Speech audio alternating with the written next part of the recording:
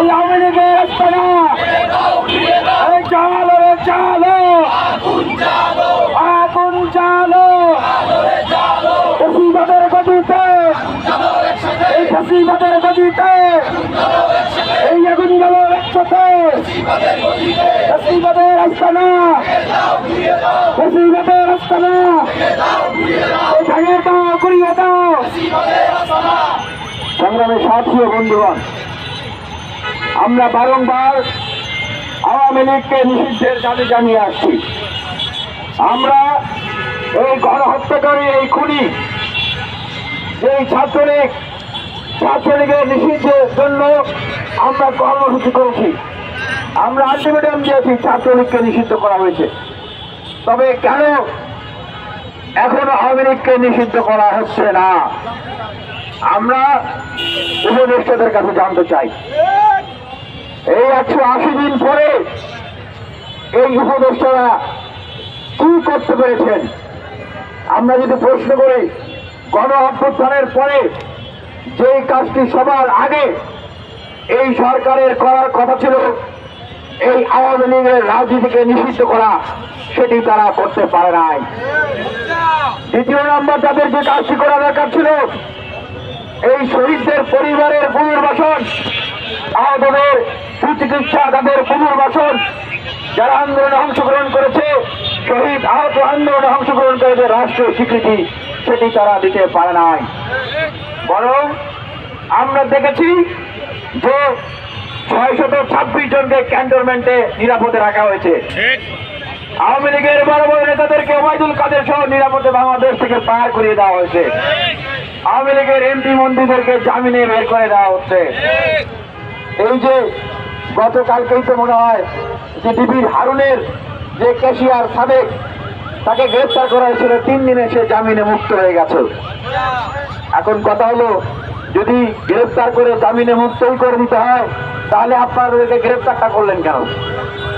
আপনাদেরকে বুঝতে হবে উপদেষ্টা মন্ডলীরা, এটা কোনো তত্ত্বাবধায়ক সরকার নয়, এটা কোনো নিরপেক্ষ সরকার নয়। এই সরকারের অবস্থান হচ্ছে আওয়ামী লীগ এবং ফ্যাসিবাদের বিরুদ্ধে। কিন্তু আমার কাছে মনে হয় যে এই অন্তর্বর্তীকালীন সরকারে যারা উপদেষ্টা হয়েছেন, তাদের মাথার ভিতরে মনস্তাত্ত্বিক একটা পরিবেশ, তারা ভাবতেছে তারা মনে হয় তত্ত্বাবধায়ক সরকার। হ্যাঁ, শুধু আওয়ামী লীগের জন্য যদি 5টা কলা থাকে, 5টা দল থাকে, আওয়ামী লীগ, বিএনপি, গণ অধিকার, জামাত, এরকম, তাহলে আওয়ামী লীগকে একটা কলা দিতে হবে, এরকম সুষম বন্টনের চিন্তা ভাবনা তাদের মাথার ভিতরে আছে। এখন প্রশ্ন হচ্ছে, এই চিন্তা কি তাদের মাথা থেকে আসছে, না এই চিন্তা অন্য কোনো জায়গা থেকে কোনো প্রভুরা ঢুকিয়ে দিচ্ছে? সেই প্রশ্ন আমরা তাদেরকে করতে চাই। সংগ্রামী উপস্থিতি, আওয়ামী লীগকে কেন নিষিদ্ধ করতে হবে? দেখেন, এই যে আওয়ামী লীগ লিফলেট বিতরণ করছে, হরতাল ঘোষণা করছে, অবরোধ কর্মসূচি করছে, এবং দেশের বিভিন্ন জায়গায় এই আন্দোলনে অংশগ্রহণকারী বিপ্লবীদেরকে তারা গুপ্ত হত্যা করতেছে। এবং আরো যদি বলি, আমাদের এই বিশ্ববিদ্যালয় কলেজগুলোতে এখন তারা টহল দিচ্ছে, বিভিন্ন সময় তারা আশপাশে ঘোরাফেরা করছে, কিভাবে তারা একটা অন্তর্ঘাতমূলক পরিস্থিতি তৈরি করতে পারে। এখন আওয়ামী লীগ যদি কোনো রাজনৈতিক কর্মসূচি দেয়, আমি আপনারা গিয়ে যদি সেইখানে বাধা প্রদান করি, আমরা কি তাহলে তাদের রাজনৈতিক অধিকারে বাধা প্রদান করছি না? কারণ রাষ্ট্র তো তাদেরকে নিষিদ্ধ করা নাই। তার মানে দেখেন, যারা সরকারে আছেন তারা এখানে কি তাহলে আমাদেরকে নিয়ে একটা গেম খেলতেছে না? গেম খেলতেছে না? রাষ্ট্রীয়ভাবে তারা আওয়ামী লীগকে নিষিদ্ধ করছে না। আবার জনগণকে বলছে যে এই বাংলাদেশে আওয়ামী লীগ নামে, আওয়ামী লীগের আদর্শে কেউ রাজনীতি করতে পারবে না।